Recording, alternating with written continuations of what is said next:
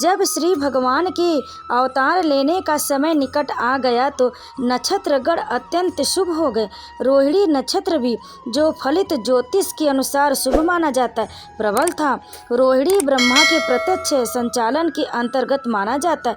ज्योतिष के अनुसार नक्षत्रों की उपयुक्त स्थिति के अतिरिक्त विभिन्न ग्रहों की भिन्न भिन्न स्थितियों के कारण शुभ तथा अशुभ क्षण उपस्थित होते रहते हैं। श्री कृष्ण के जन्म के समय सारे ग्रह शिव में ही इस तरह स्थित हो गए कि सब कुछ शुभ बन गया। उस समय पूर्व पश्चिम दक्षिण उत्तर सभी दिशाओं में भांति और संपन्नता का वातावरण था। आकाश में शुभ नक्षत्र दिख रहे थे और पृथ्वी पर सभी नगरों तथा ग्रामों या गोचरों में तथा जन जन के मन में सौभाग्य के लक्षण दृष्टिगोचर हो रहे थे। नदियां जल से पूर्ण होकर प्रवाहित हो रही थी और सरोवरों में सुंदर कमल खिले हुए थे। जंगल सुंदर पक्षियों एवं मोरों से पूर्ण था। जंगल के सारे पक्षी मधुर वाणी में गाने लगे और मयूर मयूरियों के साथ नाचने लगे। वायु अपने साथ विविध पुष्पों की सुगंध लेकर मंद मंद बहने लगी, जिसका सुखद स्पर्श मन को मोहने लगा था।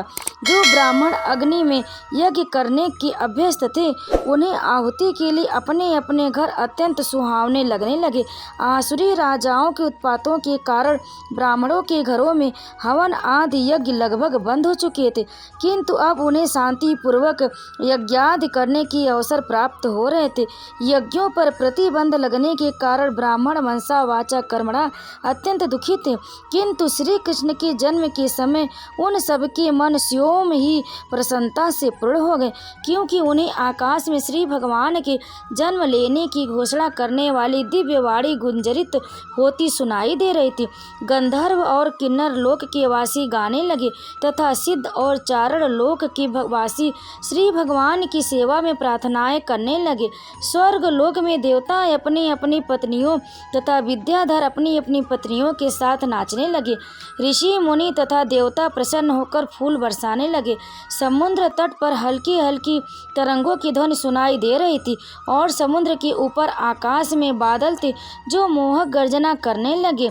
जब ऐसा संजोग उपस्थित हो गया तो घट घट वासी भगवान श्री विष्णु अंधेरी रात में श्री भगवान के रूप में देवकी के समक्ष प्रकट हुए, जो एक देवी सी लगती थी। उस समय भगवान विष्णु के प्राकट्य की तुलना रात्रि के समय पूर्व दिशा में उदित होने वाले पूर्ण चंद्रमा से की जा सकती थी। यहाँ यह आपत्ति उठाई जा सकती है कि चूंकि भगवान श्री कृष्ण अष्टमी के दिन उत्पन्न हुए, अतः उस दिन पूर्ण चंद्रमा उदय हो ही नहीं सकता। इसके उत्तर में यह कहा जा सकता है कि भगवान श्री कृष्ण उस वंश में उत्पन्न हुए जो चंद्रमा की वंश परंपरा में था। अतः यद्यपि उस रात्रि को चंद्रमा अधूरा था, किंतु चंद्रमा के वंश में ही श्री भगवान के जन्म लेने के कारण चंद्रमा अत्यंत प्रसन्न था। अतः भगवान श्री कृष्ण की कृपा से वह पूर्ण चंद्र के रूप में उदय हुआ। वसुदेव ने उस आश्चर्यजनक बालक को देखा जिसके 4 हाथ थे, जिनमें वह शंख चक्र गदा तथा कमल पुष्प धारण किए थे, जो श्रीवत्स चिन्ह से सुशोभित था, जो कौतुभ मणि की माला पहने थे, पीताम्बर धारण किए चमकीले श्याम बादल की तरह लग रहा था, जिसका मुकुट वैदिर्य मणि से अलंकृत था, जो पूरे शरीर में अमूल्य बिजावट कुंडल तथा अन्य आभूषण धारण किए थे और जिनका सिर केश राशि से अलंकृत था। बालक के अद्वितीय रूप के कारण वसुदेव आश्चर्यचकित हो गए। नवजात शिशु इस तरह कैसे आभूषित हो सकते? अतः वे समझ गए कि अब भगवान श्री कृष्ण प्रकट हो गए और इस अवसर पर वे अभिभूत हो गए। वसुदेव ने विनीत भाव से आश्चर्य प्रकट किया। यद्यपि वे भौतिक प्रकृति द्वारा बद्ध सामान्य जीव हैं और ऊपर से कंस द्वारा बंदी हैं, तो भी सर्वव्यापी भगवान विष्णु या श्री कृष्ण अपने मूल रूप में उनके घर शिशु रूप में प्रकट हुए। कोई भी सांसारिक बालक आभूषणों एवं सुंदर वस्त्रों से सजकर 4 भुजाओं सहित और श्री भगवान के समस्त चिन्हों से युक्त उत्पन्न नहीं होता।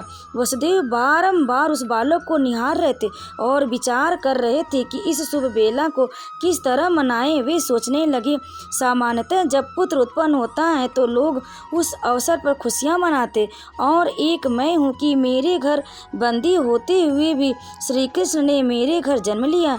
मुझे तो इस शुभ उत्सव को बारंबार मनाने के लिए तैयार रहना चाहिए। जब वसुदेव ने, जिनका नाम आनक दुंदुभी है अपने नवजात शिशु को देखा तो वे इतने प्रसन्न हुए कि उनमें ब्राह्मणों को कई हजार गौवें दान देने की इच्छा प्रकट हुई। वसुदेव श्री कृष्ण के आविर्भाव के उपलक्ष्य में एक दानोत्सव मनाना चाह रहे थे, किंतु कंस के बंदी गृह में बंद होने के कारण ऐसा करना दुष्कर था। अतः उन्होंने मन ही मन ब्राह्मणों को हजारों गायें दान की। जब वसुदेव को विश्वास हो गया कि नवजात शिशु साक्षात श्री भगवान है तो वे झुककर दोनों हाथ जोड़कर उनकी स्तुति करने लगे। उस समय वसुदेव दिव्य स्थिति में थे, जिससे कंस के उत्पन्न उनका सारा भय जाता रहा। जिस कमरे में नवजात शिशु उत्पन्न हुआ था वह उसके तेज से देदीप्यमान था।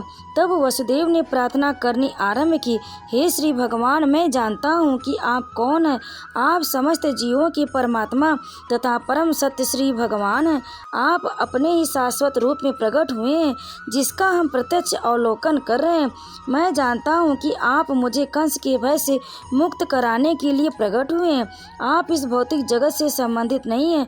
आप वही पुरुष हैं जिनकी भौतिक प्रकृति पर चितवन मात्र से यह दृश्य जगत उत्पन्न होता है। मुझे विदित है कि आप दुष्ट कंस तथा उसके अनुयायियों का वध करने के लिए अवतरित हुए हैं, किंतु यह जानकर कि आप उसे तथा उसके अनुयायियों का वध करने के लिए अवतरित होंगे, उसने आपके कई अंग्रेजों को मार डाला। अब वह केवल आपके जन्म की प्रतीक्षा में। जैसे ही वह इसे सुनेगा वह आपको मारने के लिए इस प्रकार के अस्त्र शस्त्र लेकर उपस्थित होगा। वसुदेव की इस प्रार्थना के बाद श्री कृष्ण की माता देवकी ने प्रार्थना की। वे अपने भाई के अत्याचारों से अत्यंत भयभीत थी। देवकी ने कहा, हे प्रभु, वैदिक साहित्य में आपके अनेक शाश्वत अवतारों का मूल अवतारों के तौर पर वर्णन हुआ है, यथा नारायण, राम, हय, शीर्ष, वराह, नृसिंह, वामन, बलदेव तथा विष्णु से अद्भुत ऐसे लाखों अवतार। आप मूल अवतार हैं, क्योंकि आपके अवतारों के सभी रूप इस भौतिक सृष्टि से बाहर हैं। इस प्रकार रक्षा करने के लिए प्रार्थना करते हुए माता देवकी ने अपना वात्सल्य व्यक्त किया। मुझे ज्ञात है कि आपके इस दिव्य स्वरूप का दर्शन सामान्यतः ऋषिगण ध्यान में करते, किंतु मैं अभी भी डर रही हूँ कि ज्यों ही कंस को पता चल जाएगा कि आपका जन्म हो चुका है तो वह आपको हानि पहुँचा सकता है। अतः मेरी प्रार्थना है कि आप इस समय हमारे भौतिक चक्षुओं से ओझल हो जाएं। दूसरे शब्दों में उन्होंने श्री भगवान से प्रार्थना की कि वे एक सामान्य बालक का रूप धारण कर ले। आपके जन्म के कारण ही मैं अपने भाई कंस से भयभीत हूँ। हे मधुसूदन, हो सकता है कि कंस को पता न लगे कि आपने जन्म धारण कर लिया। अतः मेरी प्रार्थना है कि आप अपने इस चतुर्भुज रूप को अपने आप विष्णु के 4 चिन्ह शंख, चक्र, गदा तथा कमल धारण किए हैं छिपा लें। हे प्रभु, आप दृश्य जगत की प्रलय के अंत में सारे ब्रह्मांड को अपने उदर में धारण करते हैं, फिर भी आप अपने विशुद्ध कृपावश मेरे गर्भ में प्रकट हुए। मुझे आश्चर्य है कि आप अपने भक्तों को प्रसन्न करने के लिए सामान्यतः मनुष्य की कार्यकलापों का अनुकरण करते हैं। अपने माता पिता से इस प्रकार कहकर उनकी उपस्थिति में श्री भगवान सामान्य बालक बन गए और मौन हो गए। जय श्री कृष्ण।